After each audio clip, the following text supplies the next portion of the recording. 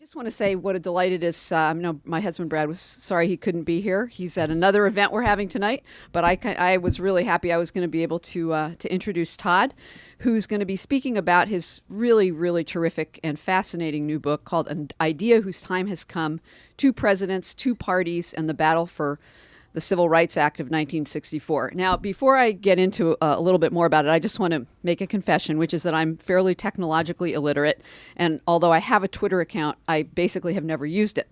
So I thought to myself, well, today would be a good chance to kind of go on Twitter and see what Todd is saying about his book. So I went to his Twitter account and pay you to say this? No, but I discovered that you and I are sort of in the same thing. We have these, and like, no, he had like followers, but he never. Even mine. It's somebody else. Well, oh, it's not yours? Okay, well, see, I didn't know that. But anyway, luckily for you, nobody's used it because they would think it was you. But anyway, so I tweeted about the event, and I just want you to know I got quite a few retweets. So, you know, the power of Twitter. Anyway, Todd may not have mastered Twitter like me, but he is no stranger to the journalistic and literary worlds of Washington and beyond. Many of you know he's the national editor at Vanity Fair and a senior writer at Politico and a former staff writer for a long time at the New York Times. But in a town full of pundits and prognosticators, Todd has stood out not only as a brilliant writer and reporter, but also as the master of the political profile. No doubt many of you have read his insightful and incisive pieces about politicians from Bill Clinton to Sarah Palin to Dick Cheney. And since we're meeting in a bookstore, I think it's fair to mention that it was Todd's profile in Vanity Fair that described Dick Cheney as, quote, the Lord Voldemort of the world stage. So memorable. One of many memorable lines. Throughout his career, Todd has written extensively about Washington and increasingly about why Washington doesn't work. He does this by studying the lead and bit actors in Washington's never-ending political dramas and the historical forces that shape the political environment in which laws must be passed and governing must take place. Reading an idea whose time has come reminds me just of what he does so well. It's really an example of Todd's reporting and writing at its best, journalism and history and political analysis that, when woven together, give us a really deep look at the world around us.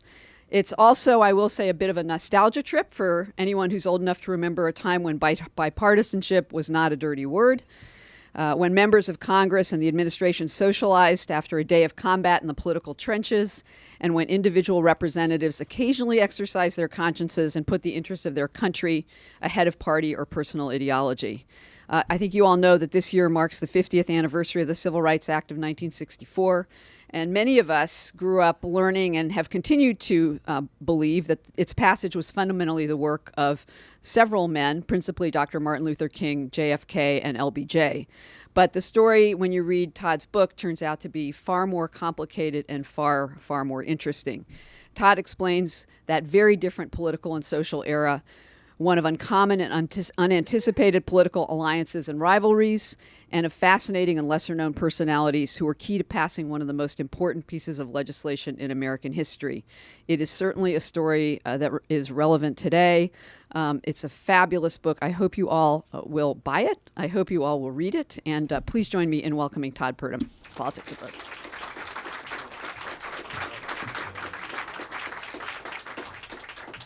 Thank you so much, Lissa, for that very generous and kind introduction, especially because the other events you referred to tonight that Politics Prose is sponsoring is this appearance by my college classmate, Michael Lewis. So imagine how it must feel to be writing your first book, really, and he's got his umpteenth blockbuster coming out on the same day, but we're doing our best here on this. The publication date of my book was, in fact, Tuesday, April 1st, and it seems appropriate because if I tried to tell you that the Congress of the United States, in just over a year, passed a law addressing the single most controversial issue of the day with overwhelming bipartisan support, which was widely and immediately accepted in almost all the country. If that doesn't sound like an April Fool's joke, I don't know what would. But I'm here to tell you that it really happened. And I thought I'd talk just a little bit about why it did happen and a little bit about just how different the world of Washington was in 1963 and 64 than it is today. It was an equally divisive time. The country was really torn apart, as you know. Brutal repression in the South, demonstrations in Birmingham with police dogs and fire hoses produced horrifying pictures that appalled the world and appalled John Fitzgerald Kennedy and members of Congress and finally spurred them to action. There's no internet flame war or nasty email that could cross Barack Obama's desk that wouldn't feel familiar to Kennedy and Lyndon Johnson and the members of Congress who were working to pass this bill. One of the great joys of going around to all the presidential archives and the congressional archives was to see firsthand just how vituperative some of this correspondence was and the nasty things people were willing to sit down and, in their perfect Palmer penmanship, say. But despite those huge divisions, the lesson of this bill is that people across the country of both races and both parties were able to come together in an extraordinary way. And it was really partly the work of a grassroots coalition. Of course, Dr. King and the Southern Christian Leadership Conference, but not just them. There was a huge and broad array of interfaith religious groups who worked tirelessly to lobby individual members on the bill and who worked to get things going in their own communities that would bring pressure on Washington. They held round-the-clock prayer vigils at the Lincoln Memorial. They basically wouldn't rest until the bill was passed. And they did something even more interesting. They strategically targeted their efforts to the Midwest and Great Plains states where the overwhelmingly white senators and congressmen didn't have many black constituents at all and wouldn't have any natural political reason to be involved in civil rights. But they had a lot of Methodists and Baptists and Catholics and synagogues, and they were susceptible to moral appeal from their pulpits, and it had a big effect. Senator Carl Munt of South Dakota, who was a wavering supporter of civil rights, was heard to exclaim one day in the Senate cloakroom, "I hope that satisfies those two goddamn bishops who called me last night." And in another case, the Bishop of Dubuque would lobby Jack Miller, a Republican from Iowa who had been a former law professor at Notre Dame, and everyone knew that he was, trying to do the right thing, so they just put a little extra pressure. That's the first lesson, that people really could manage to bring pressure to bear on Washington. And as President Obama has so often said, what's wrong with Washington is unlikely to be fixed here in Washington. It's only going to be fixed if there's pressure from around the country to do something about it. The second point I would make is a sort of a corollary to that, which is that it really was, despite this division, an age of much greater civility. People got along. They knew each other. Their wives and children knew each other and their husbands. And it's really much harder to call somebody a dirty name if you've had dinner in his house the night before. I think one of the most pernicious things probably that Newt Gingrich did when he became Speaker was to tell new members who made that Republican majority that they shouldn't move to Washington or Virginia or Maryland. They should stay in their home districts and not get Potomac fever and not come and be part of the Capitol Beltway culture. But the effect of that is that members of Congress today, so many of them, sleep on their couches or in bachelor apartments. They don't know their fellow members. They barely know the members of their own party and their own delegation, and they go home. They're here for 3 days a week at most and go home to raise money every weekend. And I think it's easy to over-romanticize the past in Washington. And a couple of my colleagues who shall remain nameless, but one of whom is Cokie Roberts, a dear friend, it gets a lot of heat for saying that that was a better time. And of course she knew because her father was the House Majority Whip. But I think it is not wrong to say that there was something much better about Washington when people knew each other, not only had to suffer through sitting each other at their workplaces, but knew each other as human beings in an after-hours way, and brought the resulting respect and human understanding that you would imagine. And this endured, in fact, for a long time after the 1960s. I was recently reading a fine book about the Eagleton-McGovern campaign of 1972. And on the day that Tom Eagleton finally had to drop off the ticket because of his mental health history, the first person through his door that night in Washington to commiserate was Senator Ted Stevens of Alaska, who came with a big salmon over his shoulder to put on the barbecue. And I just don't see that something like that would be too likely to happen. The next point I'd make is somewhat counterintuitive for me as a journalist and a reporter to be advocating, but secrecy had tremendous use in passing this bill. Because in the Senate, the Judiciary Committee led by Jim Eastland, irrepressible racist from Mississippi, wouldn't deal with the bill, refused basically to consider it, there had to be created an informal, ad hoc kind of super committee that met behind closed doors, mostly in the offices of Senator Everett Dirksen. And this, as Elizabeth Drew described at the time, involved senators with an interest, friends of senators with an interest, aides, and anyone who could help. And they met day after day, hour after hour, every idea was tentative. Nothing was final. Nobody was posturing for the C-SPAN camera with a chart or a graph. Nobody was getting ready to get the talking points for the nightly news. Nobody was sending out sharply worded fundraising letters to raise money off the controversy. They were really just talking and trying to see if they could come to an agreement on some kind of basic framework. And because this took place in private, where the stakes were lower and people could maybe, a Republican could actually reach out to a Democrat and vice versa without his colleagues jumping on him, it had an incalculably important effect on moving the bill forward and producing a compromise that could then be acceptable to the whole group. And the final point I'd make in that regard is these discussions were often lubricated during daylight hours by distilled spirits and copious quantities of the same. Senator Dirksen had a room in the back of his office known as the Twilight Lodge. And it had a fully stocked bar with refrigerator, and a young aide to Hubert Humphrey, who's still very much alive and was one of my great sources for this book, a man named John Stewart, tells a story about sitting in Dirksen's suite at 11:30 in the morning one day nearing the final negotiations of the bill, and he began to pour himself what he thought was a glass of ice water from a crystal pitcher sitting on the desk. And Dirksen's secretary said, "Don't touch that water, kid." He said, "Why? The senator's picky about his water?" She said, "That isn't water." And indeed, it was gin. And Dirksen came in and poured himself a big glass of it and went back on the Senate floor. Some people in this room are clearly old enough to remember Senator Dirksen. I know a little more about him than I might have otherwise because I come from Illinois. He was actually a friend of my grandfather's. And as a child, I had his best-selling album, Gallant Men, and I make my children listen to it sometimes, in which he recited a bunch of patriotic stories and poems. And, of course, he had that magnificent, mellifluous voice. He was known as the Wizard of Ooze. And one thing I did not know about him, but I learned from reading Mrs. Dirksen's memoirs, is that he kept his vocal cords in trim condition by gargling every day with Pond's cold cream and water and swallowing it. But anyway, the point is that alcohol really did have its uses in bringing people together. And Nick Katzenbach, the Deputy Attorney General, told me shortly before he died that the challenge was in getting negotiations and getting a final agreement from Senator Dirksen in the evening before so much bourbon had been consumed that he wouldn't remember the next morning what he'd agreed to, because while it was easy enough for the Justice Department lawyers to change language one time without changing its meaning, it got much harder if they had to do it a second time. And finally, coming back to the part about the willingness to work across party lines, we all do think of this as the work of Dr. King and President Kennedy and President Johnson, and they deserve all the credit they get.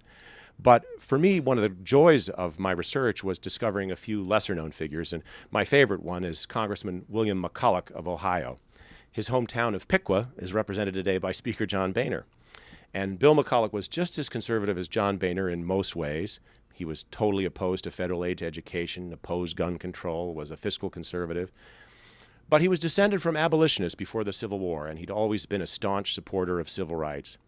And he'd been horrified in 1957 and 1960 when the civil rights bills in those years had been watered down by Lyndon Johnson in the Senate. Watered down, it must be said, so they could pass, but watered down so that they weren't really effective. And in the summer of 1963, when John Kennedy proposed the bill, McCulloch made a deal with the administration, and he said that if the administration would promise not to water down the bill in the Senate, would promise to give the Republicans equal credit for passing it heading into the 1964 election, he'd support it. And because of the enormous respect with which he was held in the Republican Party in the House, and because of his status as the ranking member of the Judiciary Committee, he would promise to bring his caucus along. And that's exactly what he did. And in fact, his demand had the effect of forcing first the Kennedy administration and then the Johnson administration to do something that had never before succeeded in American history, and that was break a filibuster on civil rights in the Senate. And that, too, after a lot of, somebody tied to the railroad tracks suspense, is what happened in the end in June of 1964. June 10th, they voted cloture. 9 days later, on June 19th, the final bill passed the Senate, 73 to 27, with 27 out of 33 Republicans voting yes. So I think we see why the Affordable Care Act is in so much trouble today and why the country has had a harder time accepting legislation, which admittedly, I don't fault President Obama. He had no choice but to pass that bill on a party line vote. But Senator Daniel Patrick Moynihan used to say in my early reporting days in Washington that big, important social change does not happen in this country on a 51-49 basis. It happens 70-30 or it doesn't happen. And indeed, the legacy of the Civil Rights Bill is that despite waiting 100 years after the Civil War to really fulfill these promises, and despite all the work that we still have to do, somehow, miraculously, just as in the era of the founders, we had extraordinary people and leaders who were helping to do the right thing, we did 50 years ago have an extraordinary collection of men and women who somehow managed to do the right thing against their political self-interest. And while Bill McCulloch has been largely forgotten by history, partly because he was an exceedingly modest man, his dietary weirdness, by the way, was he liked pumpkin pie with cold turkey gravy on it. But he was not forgotten at the time, and he was not forgotten by one of the most astute and acute witnesses of what had happened. And when word spread that he was retiring from Congress in 1971 after he'd had a bad fall in his house, a letter writer wrote this from the yacht Christina. "Please forgive the emotional tone of this letter," Jacqueline Kennedy Onassis said, "but I want you to know how much your example means to me. I know that you, more than anyone, were responsible for the civil rights legislation of the 60s.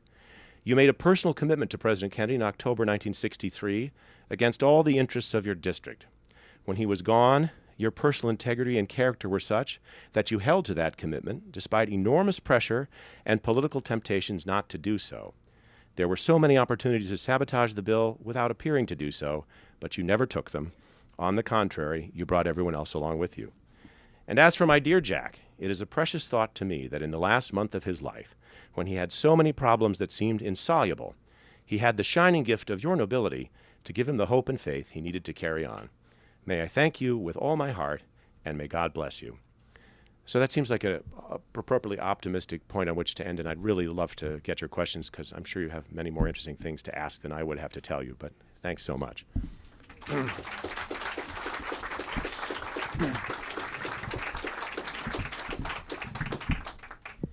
And I guess I've been asked to remind you that you should come to the mics to ask your questions.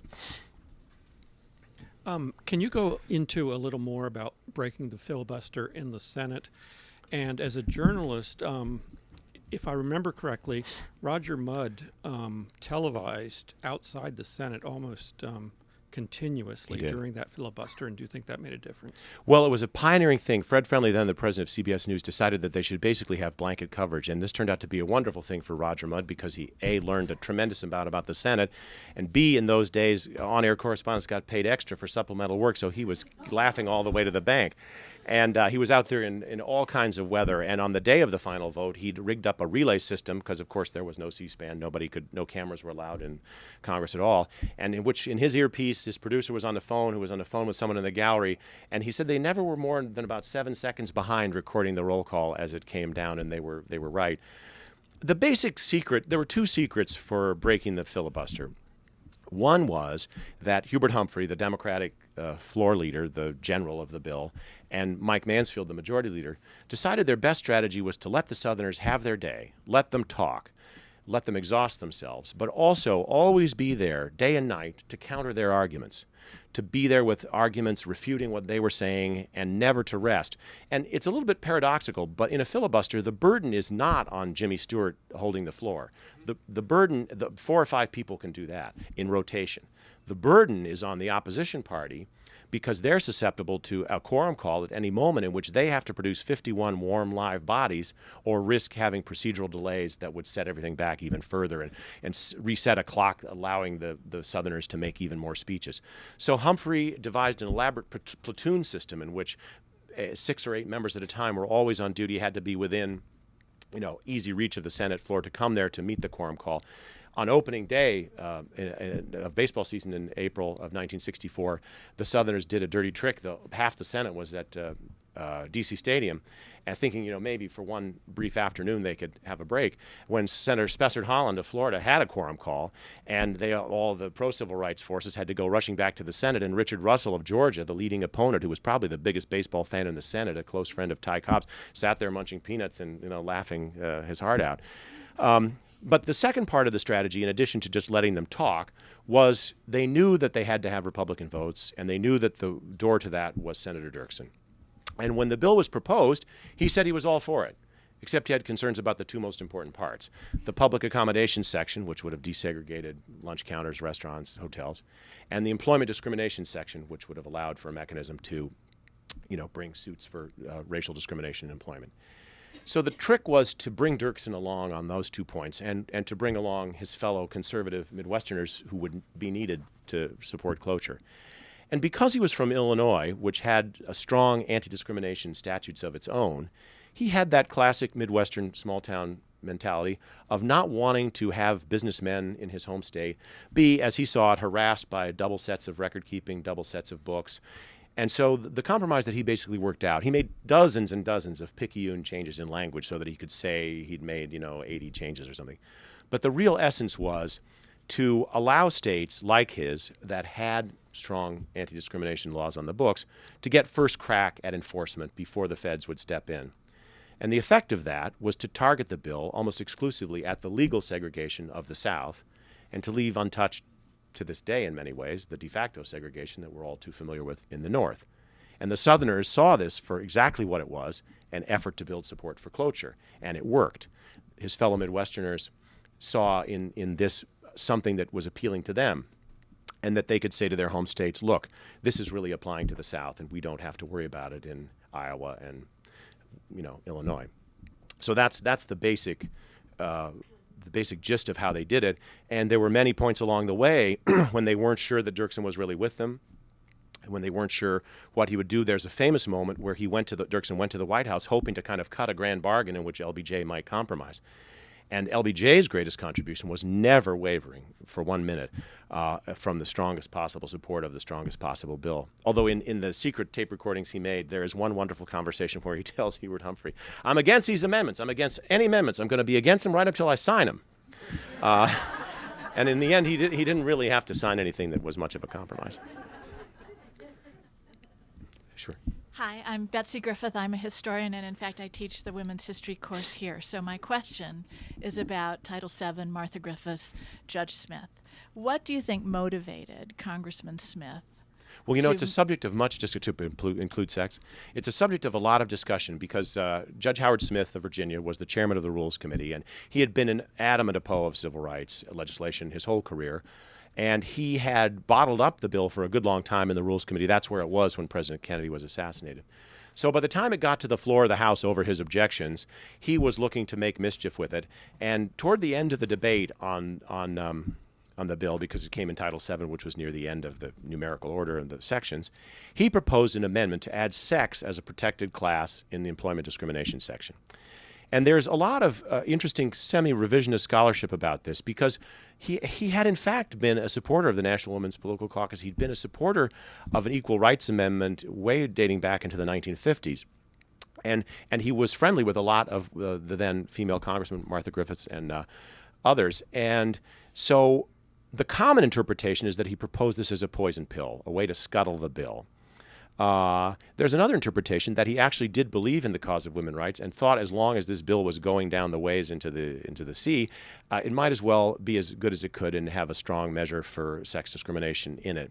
And there's yet another argument that people who opposed putting this sex as a covered class worried that it might lead to the overturning of various state laws that had been passed in the progressive era of the 20s and 30s, giving women special protections, shorter working hours, these kinds of things.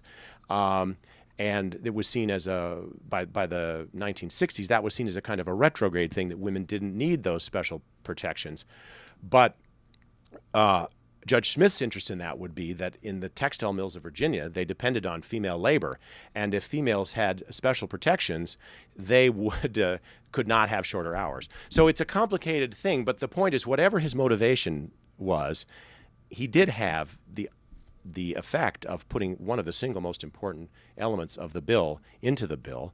And when the leadership in the House wanted to take this out for fear that it would jeopardize the bill, the women rose up, as you know, en masse, and said, we have only crumbs. Is this going to hurt you? And this little word, sex, is not going to threaten you at all. And it turned out to be, of course, the foundation of a whole raft of jurisprudence and class action cases about workplace discrimination. And while women are still, struggling to earn equal pay with men on the dollar, they've made giant strides. The Congress laughed, and it made Martha Griffiths so mad that she shamed them. Exactly. Exactly. I'm just going to add one footnote. My husband, John Deardorff's first job in Washington was working for Bill McCulloch because he was from Dark County, Ohio. Wow. And his responsibility was every morning to pick up congressmen before he started to drink and then to make sure there were no bottles in the toilet tank That's so during funny. the day. That's so funny.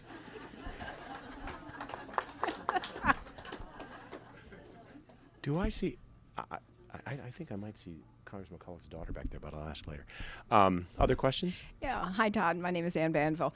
Interested to know what prompted your interest in this book, in writing this book, and tell us a little bit about that. When you got into it, were you still sure this was the book that you wanted to do? And then tell us what's next. As to what's next, I hope I'm taking suggestions. I need a good topic because I really enjoyed writing this book, and I'd very much like to write another one. I wish I could say that I got involved in this out of some elevated social conscience or because I thought it was an important story to tell. I got involved in it because I have a wonderful editor at Vanity Fair named Cullen Murphy, who was the longtime managing editor of The Atlantic. And 3.5 or 4 years ago, he has been urging me for a long time to write a book, and he was aware that this anniversary is coming up. And he said, you ought to think about that because that could get some traction. It's a manageable story. It's, has a beginning and a middle and an end. It takes place over 1 year. It wouldn't take you 10 years to write it. And it's always been a chapter or a section in somebody's book and not really a book of its own. Although I feel compelled to mention that Clay Risen, very fine journalist at the New York Times, has a book, came out the same topic the same day, and we're having a friendly experience. We run into each other in the promotional circuit. So now it's the subject of 2 books, so it really is an idea whose time has come. But once I began doing even the preliminary research necessary to write a proposal, I thought more than ever, oh boy, this is a fascinating story. And of course, it goes without saying, I hope based on what I just said, a story that resonates in a very powerful way for our own time because of the contrast between then and now. And I thought it just had too many delicious elements. And the one other thing that Cullen urged me to do, and that forms a sort of organizational spine of the book, it's organized, as you might expect, chronologically about how the bill passed. But every chapter, every chapter includes a long biographical sketch about the central character and the well-known ones like LBJ and the forgotten ones like McCulloch. And that was really fun, too, because I do write a lot of profiles. And to be able to kind of bring these people to life on the page was, for me, very satisfying to try to do. And but in all seriousness about the next one, if anyone has any ideas, please come up to me. I'd love to have a suggestion.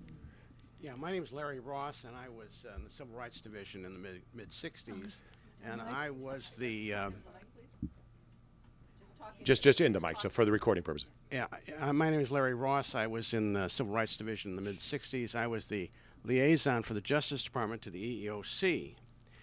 And the conventional wisdom at the time was Smith put it in to cause trouble, but when it got to the EEOC, it was a shock to everybody because we thought the budget was there to help black people, but all of the complaints they were getting were from women, yeah. And it was just really a political nightmare. I'm sure that's true because African Americans expected action on this front after so many years of delay, and so does that sound familiar too? We're juggling, balancing the. Wow, what a thank you for saying that. Mr. Steele. Thank you. I'm Louis Steele. I started out as a civil rights lawyer in 1964. Still practice that craft today, so what you're writing about is of great interest to me. I'm wondering, and I think you may have touched on it already, but I know the North, the Congress people, the House and the Senate people in the North, Republicans, supported the passage of the Civil Rights Act. And I think many of us are familiar with the expression, not in my neighborhood, or NIMBY. And I'm wondering if that played a significant role.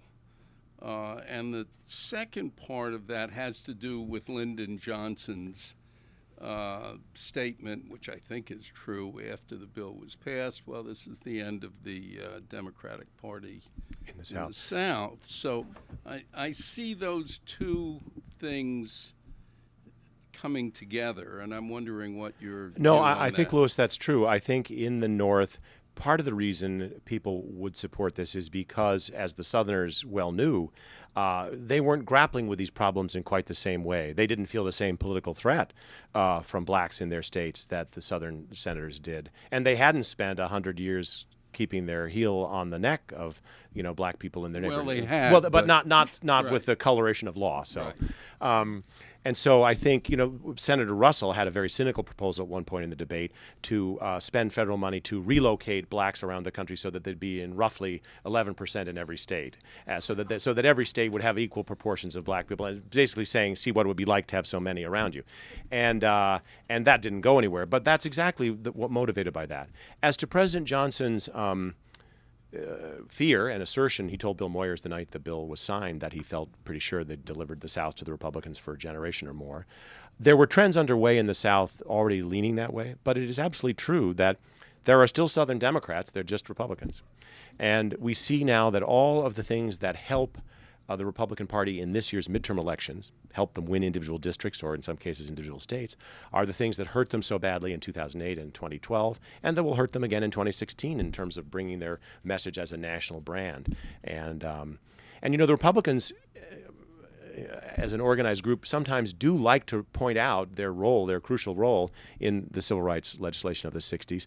But it's hard for them to do it because their current posture and platform is really so different.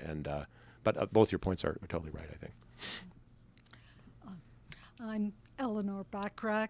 I knew you. We were in contact some in New York, but I worked in the Senate before then. And I thought it would be interesting to mention to your audience, as you doubtless know, that the cloture is even more impressive because it was a much higher standard than it required 2/3 of Yes, it took 67 votes instead of 60. Mm-hmm. And also, if somebody threatened a filibuster, they were made to do it. The opposition didn't just crumble in a heap at the mere threat. Yeah, that lasted longer. I wonder whether you see, obviously the Civil Rights Act had major positive developments, but in recent times, with all these measures to repress voting and food stamps, not against the Medicaid expansion, I feel as if poor people are often equated to minorities. Do you think we're really backsliding, or is this purely partisan? Well, I think there is a fear that, or the reality that every generation has to work on its own terms in its own time to make real the promises of our founding. And we have to remember, of course, that our founding documents, on the one hand, say that all men are created equal, and on the others that slaves were 3/5 of a person. So we've been grappling with that contradiction for a few hundred years.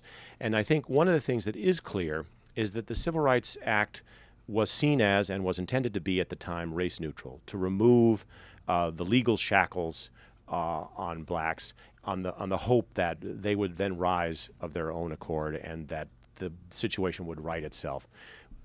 On the day he proposed the bill, John Kennedy offered some very sobering statistics that he'd first used in 1960 in his first debate against Nixon about the differential prospects of a black and white baby born in the same city on the same day. And on questions like health and life expectancy and access to college education, the situation is vastly improved today. But on questions like lifetime earning power and median income, it's almost identical. And so I think the bill's inability, unwillingness to grapple with questions of economic equality and economic justice, we see reflected in the current political debates about just what that should mean. And that certainly is a big part of unfinished business, and I think would be seen as such by John Kennedy himself. Yes. Hi, I'm Andrew Reamer. I'm a research professor at GW in public policy. Question. At the time the bill was being discussed in Congress and publicly, what was the public stance of the conservative intellectuals at the time, Bill Buckley and so forth? He was in the vanguard of saying that this was a usurpation of ancient private property rights and it was not justified. I mean, I would say it wasn't universal, but I would say the bulk of the conservative intelligentsia saw this as a statist power assertion. And when Barry Goldwater voted against it, he voted against it very much in the same libertarian, Western, stay-out-of-my-business way that he many years later would say he didn't care about whether gays served in the military because it didn't matter whether you were straight, only whether you could shoot straight. And he said this would involve a kind of creeping big brotherism and a national police force. And so that was a big part of the strain of the arguments against it, just as, frankly, the arguments against the Affordable Care Act, saying, you can't compel anybody to buy insurance. That's not fundamentally consonant with our American way of life. And everything that was said about Obamacare in terms of its being a federal power grab or usurpation of personal rights was said about the Civil Rights Act at the time. And certainly among the, I don't have it at my fingertips, but there was a very important, famous piece that Buckley wrote about it. And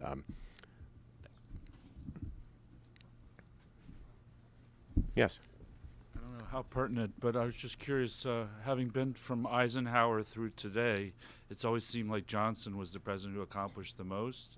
And I just wonder if you had, in your research, had come to any conclusions about Johnson's. Well, next week the Johnson Library down in Austin is having a conference commemorating the 50th anniversary of the bill, and I don't know if any of you have ever been there, but when you go, you see the massive list of the bills that he signed and passed on Medicare, Medicaid, the Civil Rights Act, the Voting Rights Act, the Fair Housing Act of 1968, and it really does take your breath away. I don't think in the modern era, I don't think even FDR, who had more years in office, could have matched anything like that record. And it must be said that he did that with overwhelming lopsided Democratic majorities that we also haven't seen since his time. But yeah, I think you would have to give him that particular honor. And also, it's interesting to watch. There's a good deal of revisionist scholarship coming to the fore now. No one will ever take the stain of Vietnam away from Lyndon Johnson's name, but I think people are increasingly understanding, especially in our own time, just how important what he did on these questions was, and just frankly how really politically brave he was to do what he did. Mr. McGowan. Hey, Todd. Jerry McGowan. 1964. Was it going to happen in 64? If it didn't happen in 64, was it going to happen in 65, 66? Well, this is a question. Vietnam, yeah, the riots and so on. It's a question I get asked a lot, and I do think, in fairness to John Kennedy, by the time of his death, the bill was so far along, and the public opinion was coming behind it, partly because of things like the March on Washington and this religious lobbying campaign, which had elevated to President Kennedy himself was the first president ever to call. In his speech on June 11th, he said, "This is fundamentally a moral issue. It's as old as the scriptures and as clear as the Constitution." And not even Abraham Lincoln ever said anything like that. So I think the other thing that Kennedy gets a little short shrift for is in October of 63, when it looked like the bill might fall apart in the House Judiciary Committee because the civil rights groups and the liberals in Congress were loading it up with so many strong provisions that it might never have a chance of passing. Kennedy reined them back in a very risky personal lobbying effort. He got them into the White House and one by one, worked them over. And I think he has to get a lot of credit for that and being brave enough. I think there's some doubt about whether, certainly his assassination and the collective guilt and grief that involved was a big spur, and LBJ exploited that. But I'd like to hope that the bill would have passed if he had lived, maybe not as soon as it did, maybe after the 1964 midterm elections. But you're absolutely right to point out that the passage of this bill was the high watermark of consensus on this whole issue, and the Voting Rights Act the next year. And from that point on, consensus on matters of race and civil rights began to splinter with debates over busing, affirmative action, the rise of black power, and of course eventually Vietnam. And it's worth remembering that by the time of Martin Luther King's assassination, he and LBJ were not even on speaking terms. I have a couple questions. Sure. Does anybody else? First, can I ask, is that Nancy McCulloch sitting back there? I hope I won't violate her privacy if I say that Congressman McCulloch's daughter is here tonight, and I think we should give her a round of applause.